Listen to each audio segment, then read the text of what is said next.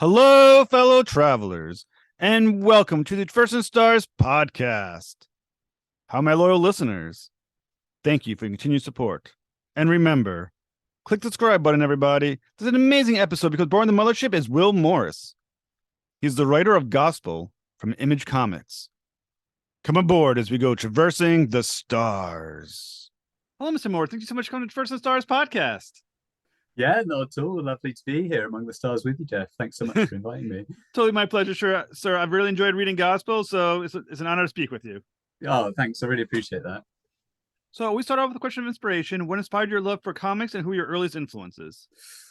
Oh boy, you want me to really dig into the annals of my comic reading history? Indeed. I think the very first comic I actually bought with my own money was probably it was a Dark Horse Predator comic. My mum was quite protective over what I watched as a young lad, so I felt like I could sneak it in the back door with comics, and I just went on a trip and just came across it, and it was it was quite intense. It was all I don't know if you know the one is kind of set in New York, I think it was, and it's kind of like in the middle of a heat wave, and I think it's with Dutch's brother, and it's got this kind of real sticky, sweaty vibe. Very nice. So it was it was a real interesting intro to comics. But after that, I think the next two books I picked up were a couple of Todd McFarlane Spider-Man books. And I think that's what really kicked things off for me, you know, just that dynamism, that energy, all the movement in the art. And pretty much from there I was hooked, I'd say. Yeah. So I read that you have an MA in illustration at Camberwell College of Arts. Yeah, that's right. That's right. I didn't do so here in the UK you can do kind of like a BA in illustration. But mine was kind of like a master's degree because I suppose I'd as I was growing up I was drawing a lot of comics, and then I guess you know how it is, you kind of start to sweat about where you kind of gonna earn your money. And so I was trying to figure out where am I going to work, and so I did a few jobs that actually came around to in part inspiring gospel, but jobs that I found pretty grim, to be quite honest. So after a while doing that, I was like, heck, this just isn't working for me. I'm gonna focus on my drawing. And I got to do that master's, and that's actually where I produced my first book, The Silver Darlings, which is quite different in tone to gospel, but yeah, really got me going down that road. And that was really inspired by a lot of European artists because I was reading much more European comics at that time. So for those of us who are not artists and probably never will be, what is it that you learn or experience that you get from master's degree in art versus a bachelor's degree in art? Yeah, I think it's an interesting question. Do you wield a pencil at all yourself, Jeff? I'm a writer of indie comic books, Writer, yeah, so yeah, yeah. but indie like very small market indie, not yeah. Yeah, interesting one, because I think a BA is when you get taught a lot of the nuts and bolts as to how to make a picture not suck, I guess. And so there's, you know, that's where I'd expect to get more sort of the stuff you really need in comics, you know, how to kind of render a character with kind of convincing gestures, or, you know, how to compose an image. The Masters was much more, I hope you've got a project because you're going to be focusing on that night and day, and we're not going to kind of necessarily do that kind of hardcore teaching. So I was really lucky that I had this project in mind, The Silver Darlings, which is set in 1960s Scotland in the herring fishing industry there. And so I was really fortunate that publisher had, for one reason or another, sort of seen something in it that they really liked. And so I had that to focus on my masters, because I think if you don't necessarily have that focus, you can kind of go a bit wayward in that year. That sounds absolutely awesome. So you actually, as part of your school, were creating a comic book that later you actually create a financial benefit from. Yeah, I mean, financial benefit in inverted commas, I suppose. There's definitely some money involved, but I wouldn't be retiring on it, that's for sure.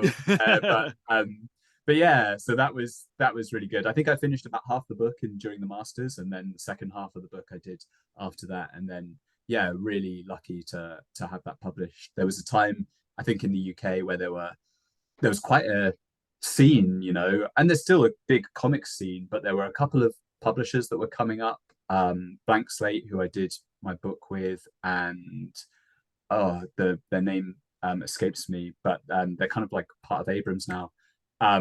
They were just putting out some really interesting UK talent, and you saw a real flourishing of work out there. So it was awesome to be part of that. So when I went to school for anthropology and I got my bachelor's degree, I'm obviously well aware when you go for a master's, you usually have to do like a thesis paper, a big thesis Yeah, paper that's kind of covers the main focus of what your master's degree is going to be on. So when you have a master's degree in art illustration, is that comic book replacing that? How does that? Is there a correlation there? yeah. No, I still did a thesis and I focused it, I suppose, on one of the elements that I really wanted to get right with the comic. So it was set in 1960s Scotland. As you can tell from my plummy accent, that is not experience I have firsthand. So there was kind of a lot of research needed, both in terms of um, how the world looked back then, how kind of fishing communities would operate, and so I was really interested in how do you create a convincing, compelling sense of place. And so that's what I focused my thesis on. Actually, it was looking at how certain creators treat place as a character, as something that has real personality and influence on the story. And so I looked at From Hell by um, Alan Moore and I forget the artist's name. Excuse me, Eddie Campbell, and then also Notes for a War Story by Jippy. These were two books that I thought really created this really thick sense of place. And From Hell, especially, super intense, kind of the way in which the environment exerts sort of pressure and influence on the characters. So you said this takes place in the 1960s. This book. Yeah, yeah. So you thought yourself you did something for the 1960s, like let's go really really far back for gospel to all the way down to 1538. Yeah, for sure, for sure. So what were you thinking? Yeah, good question. I mean, that's a very valid question. I should probably have asked myself that at some point. But no, I mean, it's interesting you say you studied anthropology, because actually I did my BA in archaeology. Oh, very Um, nice. and uh, my kind of interest was definitely leaning more into, I suppose, what people might see as the borderline between archaeology and history in some respects. And I did my dissertation there on doom paintings, which are these incredible paintings of the Last Judgment that you see. Well, I say you don't see so much because a lot of them got destroyed in the Reformation, which obviously kind of leads into gospel.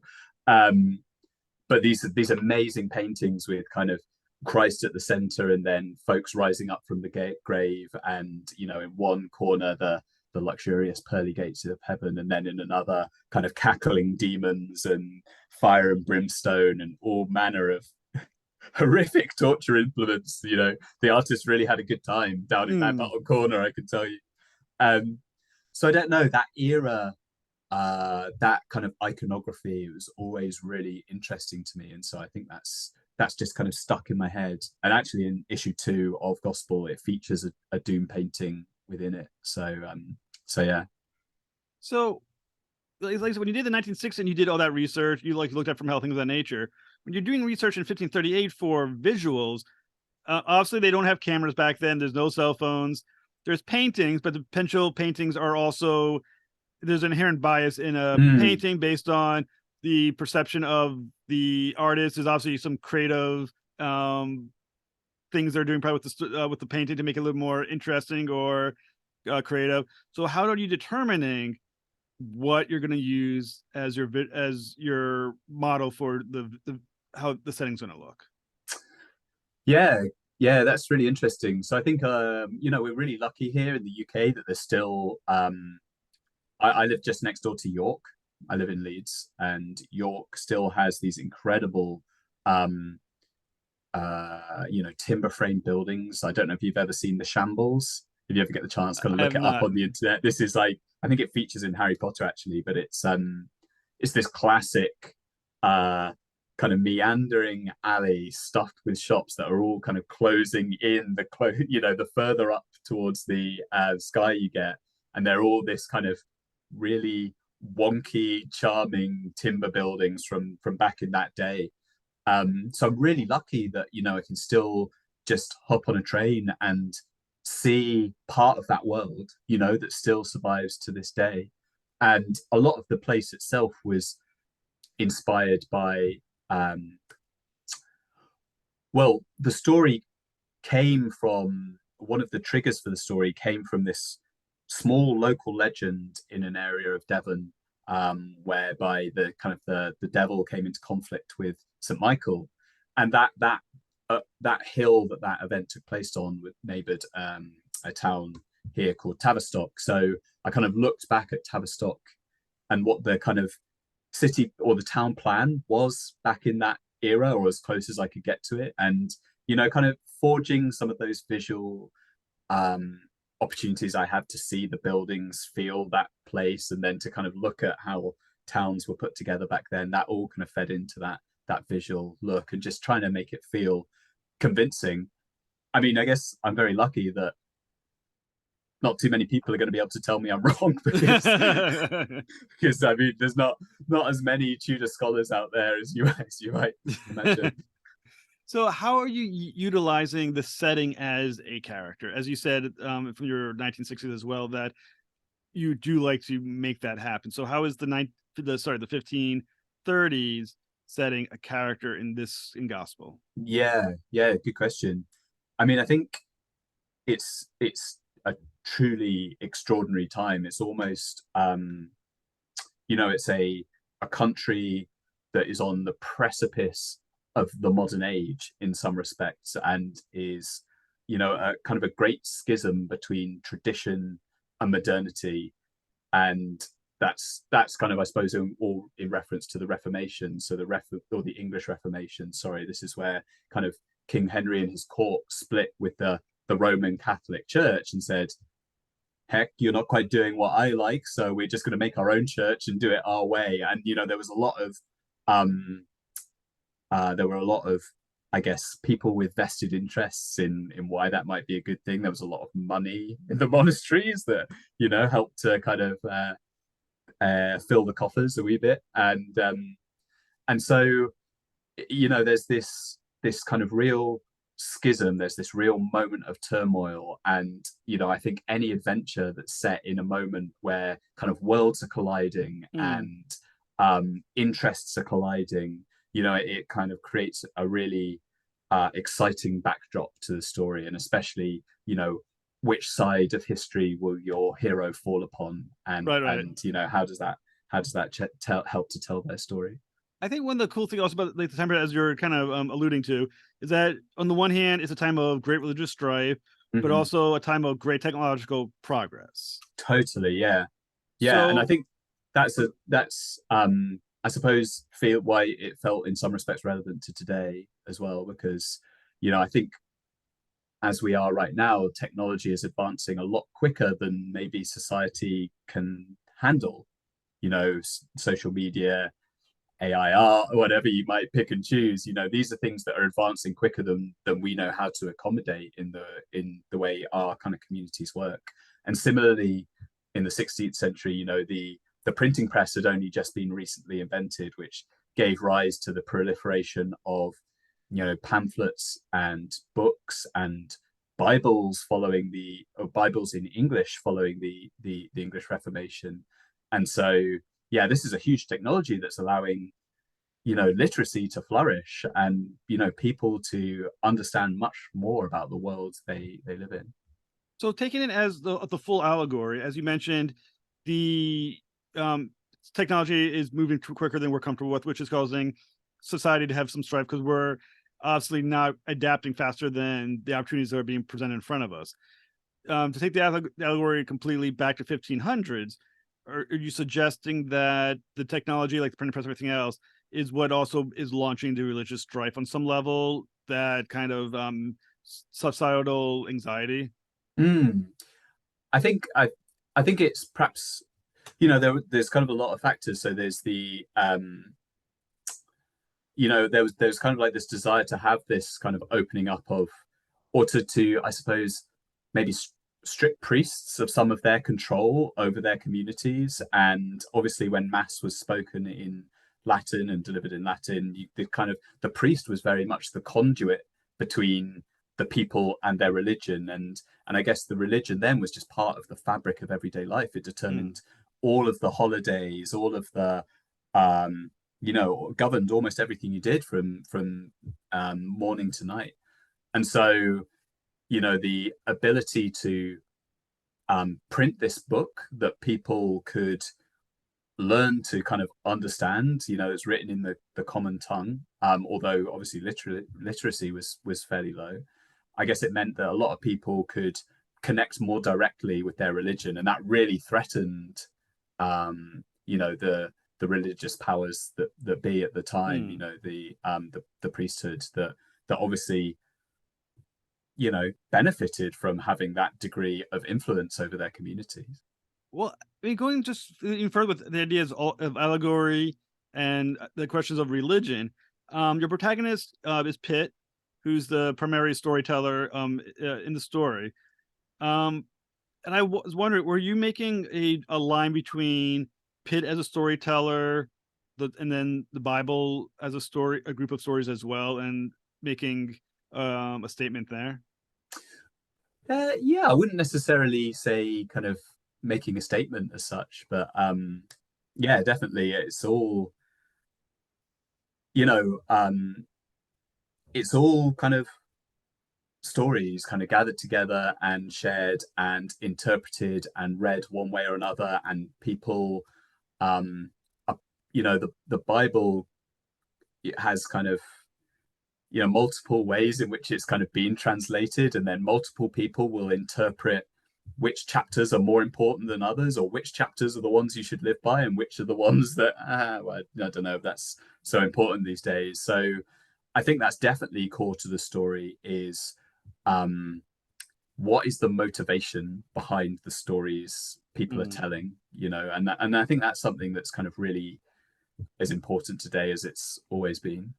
Well, I mean, obviously, subjectively, the Bible has goals, and the use of the Bible has goals, and depending if you're religious or not religious, the question of whether or not those goals are altruistic or nefarious. However, Pitt is the storyteller here. What are his goals? Yeah, well, so Pitt just kind of really enjoys like sharing stories, being at the heart of the community, and connecting with people. And I think in this story, um, both himself and Matilde, who I would say they're kind of joint protagonists.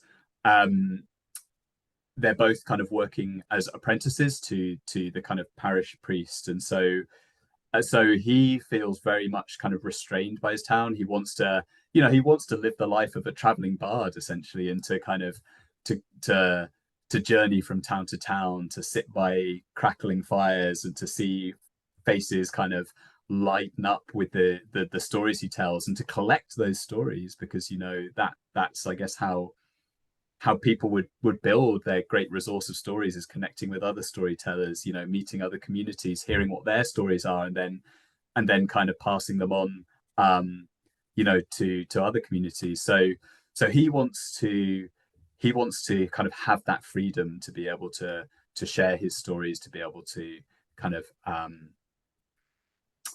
to just experience the world and to find a way to share it onwards. So at the moment he's feeling a bit trapped, and so his story is around kind of how he kind of fulfills that goal. Well, Matilda has an interesting quote in the first issue. If you don't give me a second, if you don't mind me quoting it, she states, "Stories bind people, give them something to believe in." So, does Matilda help Pitt for Pitt, or does she help Pitt for the people? So yeah, I think on that one, I mean, you might have noticed that she's a canny individual, and she's uh quite motivated by, I guess, this dream of being a celebrated hero. And so when she is talking about stories kind of binding people and being for the community and kind of linking them and giving them something to get behind, she's really playing to what she thinks Pitt would want to hear in order that he tells the story she wants him to tell. So she's kind of being a bit sort of sly about it, understanding kind of what he believes in and then kind of leaning on that in an effort to hopefully get him to tell her story because she wants to be she wants to be the stuff of legend, and she's found that the stuff of legend has been frustratingly scant in 16th century England. What I really like about that is the idea that the power of stories to do things like that. Like Pitt really has the power to immortalize this individual if he can tell the story well enough. Yeah, precisely. Yeah, I mean, you can see how kind of stories, they spread like wildfire and things get amplified. And, I think a lot of the inspiration came from reading a lot of local folklore down in Devon and Cornwall. And, you see just extraordinary events, supernatural events, just really strange, uncanny tales, and you just wonder what what was the kernel of truth behind this story, And so I suppose that's what the whole sort of theme is interested in, is kind of what is the truth behind those stories, and one person's truth might be quite different to another's. Yeah, I was thinking once again, not be the more religious person, but versus religious versus if you were more atheist. Idea of if you're a Christian, the idea of Jesus. If the story is told correctly, potentially he's it's a legend that's created. I mean, obviously, if you're a believer, it's a totally true story, and everything is exactly. But so Pitt has the same power as the Bible to potentially immortalize, like we said, Matilda. To Matilda, how does she want the history to be viewing her? Like, what is her ideal version of herself? Yeah, I mean, she wants to go down in history, like a Saint Michael battling the devil, or like a oh, who's the there's a fantastic Hellboy comic, but I'm like the saint is escaping my mind, where he kind of uses kind of tongs to sort of pluck the devil from by its nose, I think, and dispatch it. St. Dunstan, that's it. So she would love to be remembered. She wants to be immortalized. She wants to feel, I think she wants to feel belonging. Like she wants to be celebrated by people and to see people's faces glow when she turns a corner, and to kind of just be sort of cherished by her community. And I think she's maybe going about it the wrong way. If she is immortalized the way she wants to be, will it matter if she went about it the wrong way? Yeah, good question. Good question. Yeah, possibly not. And I dare say, there are a few tales of heroic folk that maybe didn't pan out quite as they were told in those events. So the story makes an interesting jump to Mr. Fisher and Ms. Karen. Mm-hmm. So how do those stories interact with what's going on with Pitt and Matilda? Yeah, I suppose that is an interest in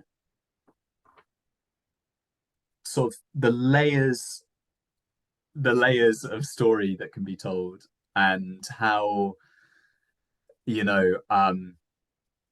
every story has a motivation behind it.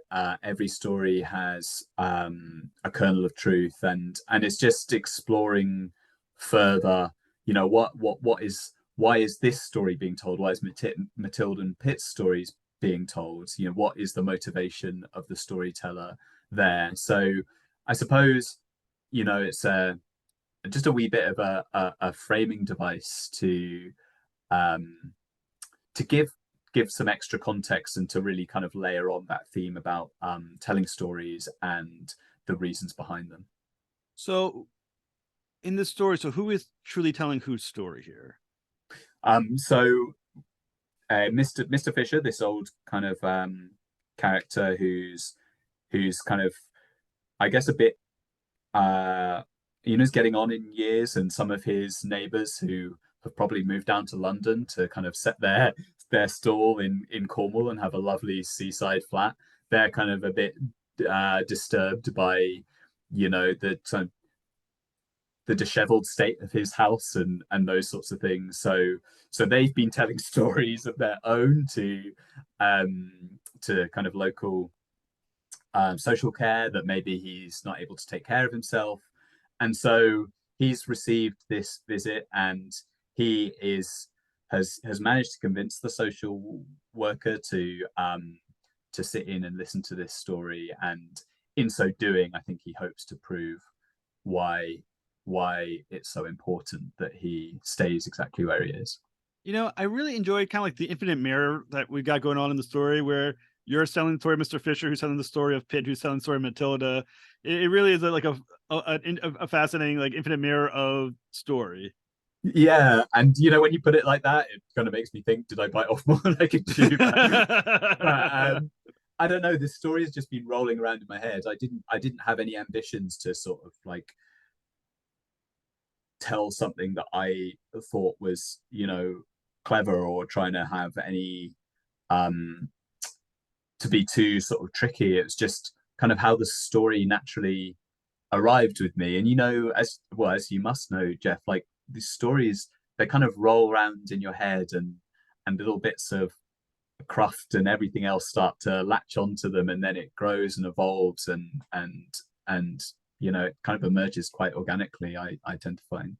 I would agree 100%. There's so many stories that you can just feel like fermenting. You know what I'm saying? There's like growing, and then I'm trying to think of the best way to almost look at it, almost like you watch a 3D printer on a computer, like like each Yes. line kind of, and just kind of builds upon itself, and then eventually it looks like something. You're like, oh, okay, that is now something I can talk about. And Yeah. I agree Although I think 100%. like you've got that 3D printed object, and then you kind of slap on a piece of plasticine or something onto the side, and graft on another structure with like gaffer tape or something. It's all just slowly takes. I will say some of the best stories I ever used duct tape. That's awesome. Now, at the end, without, I hope this is not a spoiler. I mean, it's been out for a few weeks now, but I hope it's not a spoiler. At the end of the story, a surprise character introduction occurs.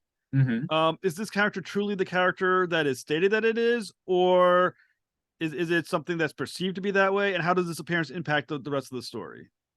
Yeah, well, I mean, I think I'd probably be sharing too much if I gave away too much about that character just now. But hopefully it kind of asks some interesting questions. I mean, enough that you've asked it anyhow.